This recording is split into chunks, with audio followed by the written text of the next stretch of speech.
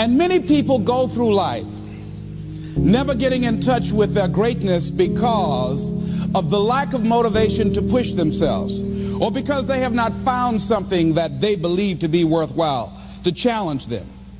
I heard a poem once that said, many a flower has bloomed unceasingly and wasted sweetness upon the cold desert air. It's translated, that means simply that many a talented persons have gone unnoticed, and the world never had a chance to be exposed to their talent because that person did not take the time to begin to express or to demonstrate or to motivate themselves in the direction to bring that which they came into the universe to bring. How can you measure your motivation? How can you evaluate where you are on a scale of 1 to 10? Let's do this for ourselves mentally. How do you rate yourself from 1 to 10? Your mental attitude about yourself, how you feel about you, how you feel about life. How do you rate yourself on a scale of 1 to 10 in terms of your physical appearance, in terms of your health? Do you take care of yourself? Are you allowing yourself to get overweight and out of shape? Are you conscious of your health? Are you watching the food that you take into your body? Do you make a deliberate effort to exercise? You know, it was George Burns, he said, we cannot help getting older, but we don't have to get old. And many of us get old before our time because we don't take time to take care of ourselves. Your environment is a very good indicator. On a scale of 1 to 10, is it what you want it to be? Do you find it desirable? Are you satisfied? The job or career that you're involved in. Someone said that 85% of the American public are unhappy with their jobs. Are you spending 8 hours a day just doing time? Doing something that you don't find challenging, that does not make you stretch mentally, that does not stimulate you, that does not inspire you. Something that you don't find a sense of fulfillment in it. If you're doing that day in and day out, it has to affect how you feel about yourself, your level of motivation. Your relationships. What kind of impact is it having on your life? Is it nourishing or is it a toxic relationship? Does it drain you or does it build you up? Ask yourself that. How motivated are you to do something about it? Your contribution, your actions. What are you giving? Many people will leave the universe without a trace. No one will know they were here. And in fact, under their name, we could put under there, not used up. Will anybody know that you came this way? What contribution are you giving? What will you leave? What will be different because you came this way?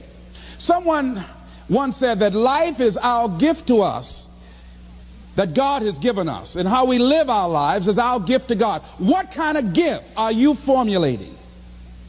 Is this a gift that you like to take back and do something else before you turn it in? Think about that. What can we do? What are some of the keys that we can begin to use to motivate ourselves when our batteries run low? Because I don't care who you are, I don't care what you do, at some time you are going to get tired. At some time you're going to get in a rut. Seem like nothing you do works out right. And sometimes it just seems like you just don't have the wherewithal or the will to do anything. That sometimes you act like you're punch drunk. You're just wading through life, just doing time day in and day out, looking at non-discriminatory television, anything that's on, just looking. And depressed, feeling powerless, feeling useless, and bored. What do you do? How do you get yourself out of a rut? How do you, when you know you can do more than what you've been doing and you're not doing it and you're discontent with where you are, you get angry at yourself. How do you get out of that rut? How do you motivate yourself? One of the things that we must do is that we must be involved in working on achieving self-mastery. You must work on yourself continuously. Never be satisfied with yourself. Always know that as you invest the effort and time on you, that's the greatest ability that human beings have above animals. See, a dog can't be anything but a dog. Tree can't be anything but a tree. Human being, you've got unlimited potential. You can put effort on you, and by concentrating on you and developing you, you can transform your life wherever you are right now. So you want to work on yourself. You want to read books that inspire you and motivate you. You want to listen to tapes over and over and over again. And I suggest that you listen to tapes when you first get up in the morning. You want to control the spirit of your day. When you first wake up in the morning, your mind is operating at 10.5 wave cycles per second. That's when the subconscious mind is most impressionable. Whatever you hear in the first 20 minutes when you wake up, that will affect the spirit of your day. When you listen to tapes, listen with relaxed belief, believing that this can happen for you. And by listening to them, listen to them over and over and over again, and you will get a breakthrough. You can listen to the same tape for months, and all of a sudden you hear something you never heard before. It have a special meaning for you. Or read the same book over again, and you find some special insight. You said, I can't believe I didn't see that the first time. So you want to be involved in developing yourself. Most people won't do that. Most people won't take that kind of effort and invest that kind of energy in themselves, because they will fall prey to that conversation within. Oh, don't do that. You don't have time. You're too busy. You're too caught up in the rat race. Most people won't do that. Well, they won't take time to go to lectures. They won't take time to go to seminars. They won't take time to go to classes to improve themselves. And as you continue to work on yourself, you will begin to expand your vision of yourself. You begin to work towards self-mastery. And you will begin to see it reflect itself in all the dimensions of your life: your mental life, your physical life, your social life, in your relationships, your monetary life. So concentrate on developing yourself. Because if you don't, I guarantee you that you will make a settlement. And most people have. And most of us already have. What kind of settlement have you made with your life? You know, when we make settlements, out of court settlements, you've heard them. That means that you decided to take something less than what you originally wanted to get had you gone into court. And the reason that you settled outside of court is because you didn't believe that you can get it. So you made an out-of-court settlement. Many of us are making in-life settlement. We're settling for less than what we actually deserve. We don't feel good about it, but we make it work in our minds. We'll come up with some kind of excuse to make it all right. What kind of settlement have you made with your life? Many of us settle for less than what we want out of relationships because we don't have the courage to change them. I had a seminar I used to do called "Are You Living Together or Dying Together?" Many people are just dying together. Gladys Knight used to have a song that says, "Neither one of us want to be the first to say goodbye."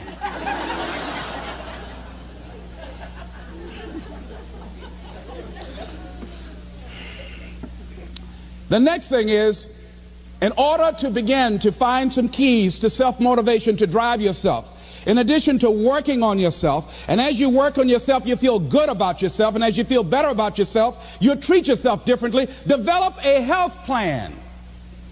See, you can't feel well and do well if you don't have good health. You can't perform if you don't have your health. Your health is valuable. Develop a health plan. A plan that you will follow, because this is the only vehicle that you have to carry you through this experience called life. And you want to take good care of it because you love you enough. You care enough about you. And that's not easy. It is not easy having a health plan and sticking to it. But you're worth it doing it again and again and again. I have lost 22 pounds several times. I always do it. I love potato chips. People who know me know I love M&M peanuts. I love peanut butter and jelly sandwiches. I love my mother's sweet potato pie. I love this. It's not always on my health plan, but I put it on there sometimes. I said life is too short to go without sweet potato pie. If I go tonight, I want you to slip a slice of sweet potato pie in my casket. And watch the smile on my face. Next thing is, as you take care of yourself, the next key is keys to motivation, to self-motivation. You want to live life with energy and passion. You want to make a conscious effort to be lively. See, in life, you either saying hello or goodbye. You either on the way or in the way. Leave dead people alone. Some folks just walking around looking sad. How you doing, honey? Stay away from these people. Just go away from them. It affects you.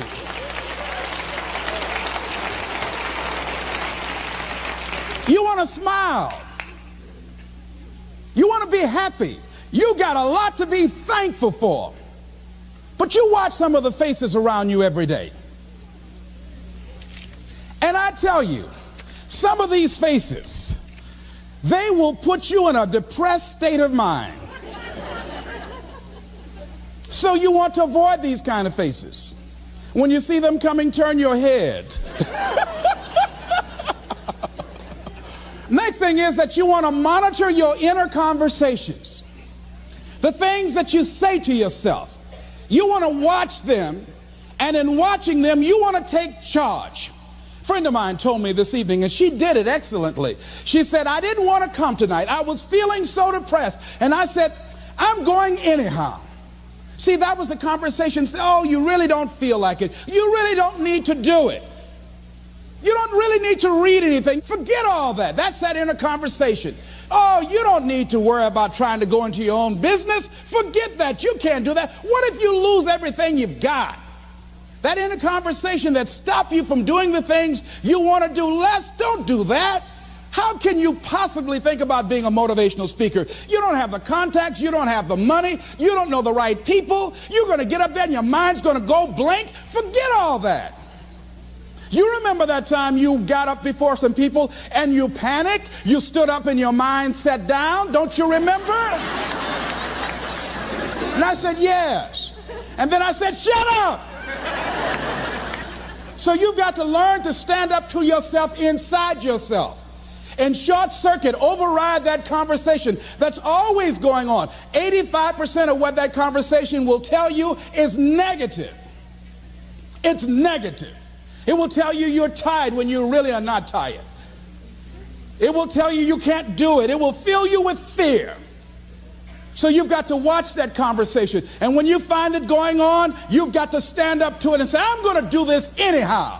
I'm afraid, but I'm afraid not to do it. And I'm not going to let you stop me.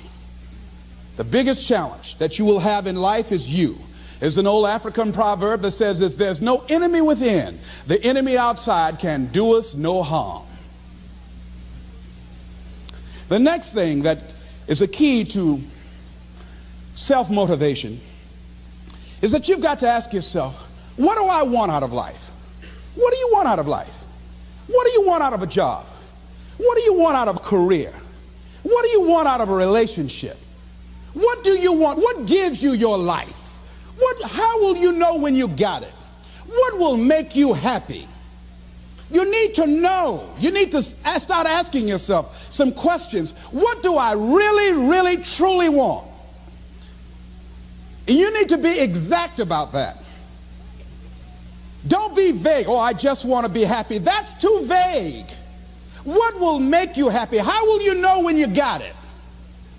Zero in on it. Be exact. Be specific. And as you do that, that will stimulate that superconscious mind, or the reticular activating system of your mind, that will begin to find those things, to identify with it. And once you begin to determine that which you want, take the time to write it down. Don't just think about it. Write it down. That is a subjective process that engages the subconscious mind. Write it down. Once you write it down, read it 3 times a day, morning, noon, and night. Why is that important?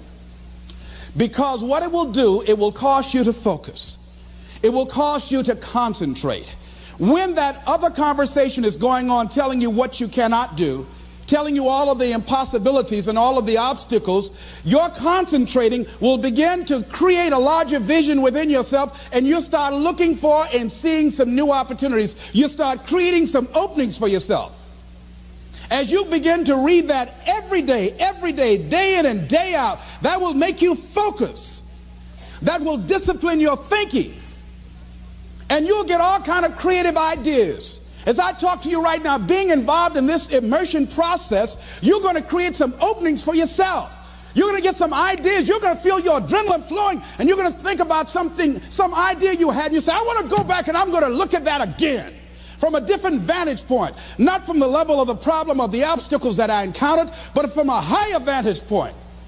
Because what you will begin to see and to know as I talk to the higher consciousness within you, that you are powerful, that you are a miracle worker. And that inner conversation has conditioned you to believe that you are not. And as you begin to discover the truth of who you are, whatever challenge that you're facing in life, and if you're living, you're facing some challenge, you'll begin to know that you're powerful and that you're a miracle maker.